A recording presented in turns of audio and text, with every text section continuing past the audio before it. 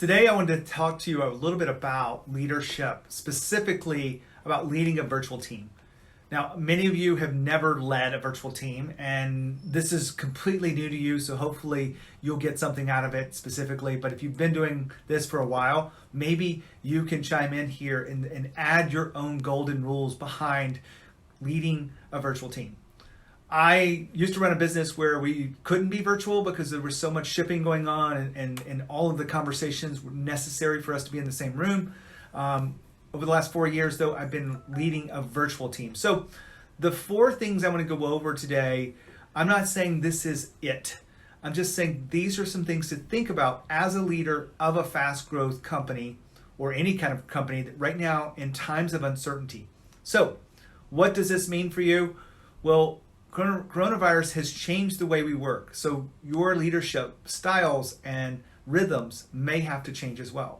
So let's just go over these golden rules. The first one is never give feedback, like negative feedback, via chat, messenger, text, Slack. It's too easy to misinterpret these things.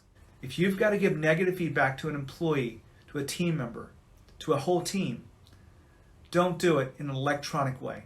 Have a conversation. Have real context to it. Let them understand the tone of your voice. Let them understand that, maybe you're angry. It's okay to be angry. It's okay to express these things, but it's also, how do we move forward? You want to create a safe environment. Using negative feedback is as clearly as you think you're writing it can always be misinterpreted. And in times like this, when tensions are high and emotions are running high, it is hard. So, first golden rule, don't give negative feedback via chat, text, messenger, Slack, or any of those channels. Now, another one that I wanted to highlight here is really just about the meeting cadence. A lot of people think that you have to have a lot more meetings. And I don't think you have to have a lot more meetings, but you have to be intentional about the meetings you do have. The meeting cadence matters. And you want to make sure you're leading people in a place where you're supporting them. So here's some kinds of meetings that you need to be thinking about if you're going to lead a virtual team. Now this matters if you're the CEO of a team or if you're running a team of 3 to 5 or 10 or 12 people, whatever it may be. You want to make sure you think about the meeting cadence overall. The first one is daily stand-ups. My team and I have been doing daily stand-ups almost daily for probably about 6-8 months. Sometimes I feel like they might be a little bit a waste of time, but actually we have a 5 or 6 minutes. More lately, I've been asking about what's going on inside their world to tune in because I'm not sure if their grocery stores are stocked or if they're out of toilet paper. We're having some of those conversations, but what we're really doing is talking about the work moving forward and aligning as a team each day. Now, those don't have to be long meetings. The average time, if I really thought about it, is probably about 6 or 7 minutes for a team of 3 people.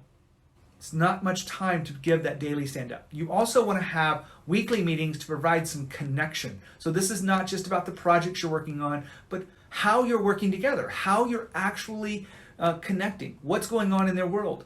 How is homeschooling going? I've had so many people on Facebook talk about the difficulties homeschooling, and I have a great almost 13-year-old who has been doing a really good job. But we made some rules, some guidelines ahead of time, and I'd love to hear what other parents are doing that's working, and us actually talk about some of the things that aren't working because it is a new world. Talk about some of the things that are going on about getting work done, about the challenges they have, not just about the work itself, but about the challenges of working from home. Let them feel heard. If you have a weekly meeting like that, it really is important for the team to align together about some of the more personal issues going on in their lives, and that will help. A third golden rule behind this is be flexible on hours. Now, I know a lot of you would love to, call all the shots in your business. I mean, it's what I've been doing. That's the only thing I really know as an entrepreneur is how to call the shots. I work when I want to work. I stop when I want to stop. If I feel tired, I stop. Guess what? Your employees are the same thing. They have different schedules with their families. You want to make sure that you are allowing them the flexibility to work their own hours. Don't grade them on, did they sit down at their desk at 8:30 this morning, and did they stay there till 12 until lunch? That won't work in a virtual world. You want to give them trust and flexibility. Let them do their own hours. Now, encourage them to get the work done. Like, talk about the results, not how many hours did you work, because it really doesn't matter how many hours someone works. It's how much results are they getting through and getting the projects done, serving customers, sales, marketing. The results matter so much more. Your job is to cast direction and not manage the task. If you're thinking you're going to micromanage inside this new world of virtual employees, it really is going to be difficult for you as a leader. But if you learn to let go and trust, really trust them, you can actually create more of a bond because they will feel that trust. Don't worry about the hours. Now, encourage them to work the hours that are necessary for them. Show up for the meetings, be on time. All those things are really important for everyone working as a team. That's the third golden rule. The fourth golden rule that I've been thinking about here is, and you may not think about this, but I really know the value of values in a company. And so if you are moving to a more virtual experience, you want to make sure that you're having a monthly conversation about the values going on. Maybe you're sharing stories of how someone has honored those values. If you have a value of I heard one of my clients the other day has a value of customers for life. Imagine people telling a couple of stories around that every month, talking about the values of the company and aligning that to the mission of the company. How are we really moving forward?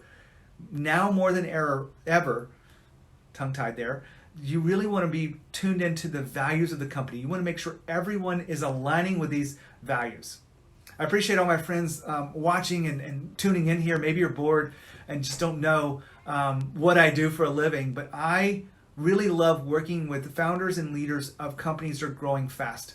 I know not everybody's growing fast. They're concerned about how do we hold on, but you want to make sure that you are stepping up as a leader right now.